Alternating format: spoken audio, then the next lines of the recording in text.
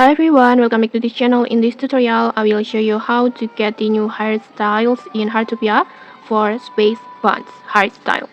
Okay, let's get started. First, just tap on the globe icons and then just simply tap on the Kit at Heart Party event like this. And then after that, just tap on the exchange store, this one. Just tap on it and then just tap or choose this for Space Buns. And then in here there are four kinds of hairstyles: the original like this, and then the hairstyles with the highlights like this, and then with the personalized like this, and then with the gradient color like this. You can just pick one that you like. For example, I want to choose this one, and then after that just tap on this button, and then in here you can buy it with the 130 party hats.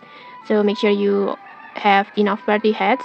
You can get the party hats by completing the the daily quest from this event, and then rainbow challenge like this from the rainbow challenge quest.